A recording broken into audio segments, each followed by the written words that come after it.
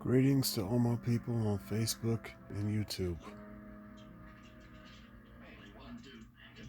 I got up this morning and heard the sad news of the passing of Congressman Elijah Cummings from Baltimore. I had no idea that he was sick, but given that America still lives under the shroud of UBUM, the Great Orange Simp, that'll be enough to give anyone ailment. His service will not go unrecognized, and his legacy will live forever. Rest well, Congressman. We thank you for your service.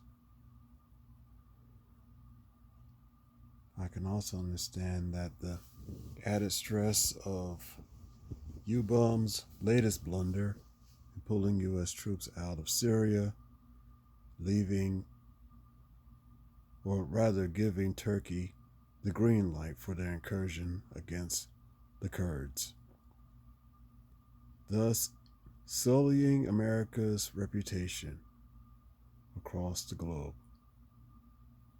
America is no longer great. Thanks to UBUM, the Great Orange Simp, and his never-ending circus, America went from being a laughingstock to a complete and utter joke. Sans the punchline. And last weekend, Black America experienced another tragic example of police misconduct, not to mention another rough time in Texas. This time, the killing of Atatiana Jefferson in the Fort Worth area.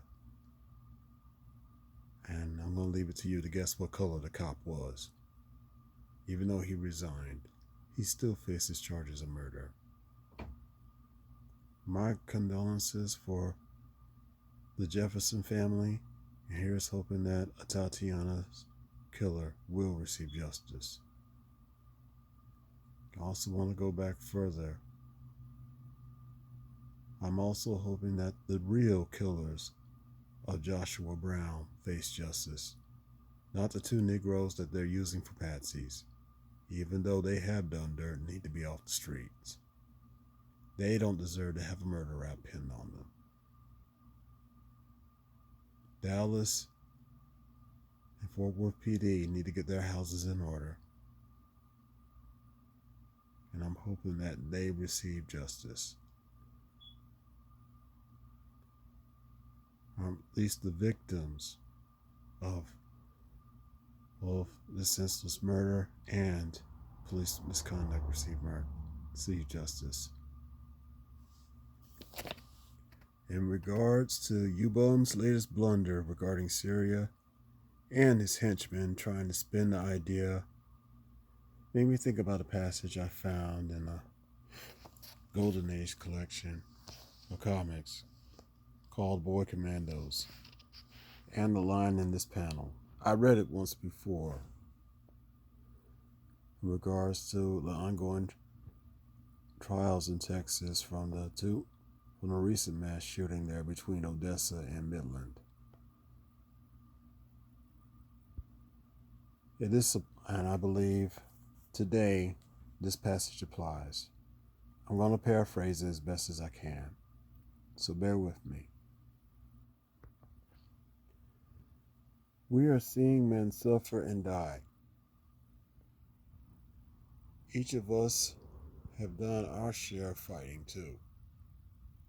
But without the tools of war sent by the folks back home, we'd never be this near to victory. Yes, this is costing us heavily. But then life, liberty, and security are high stakes. We've got to play harder than the enemy to win them.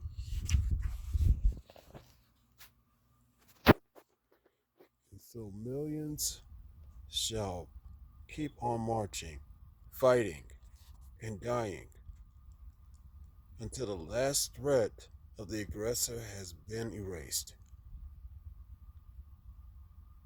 His last run taken from him,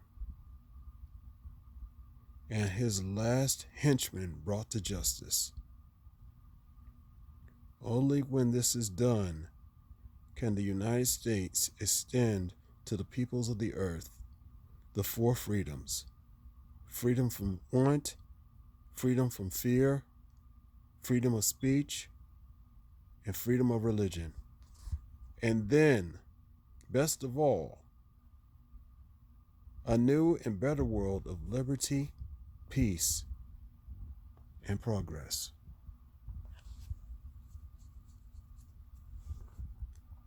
That is what Congressman Cummings was fighting for.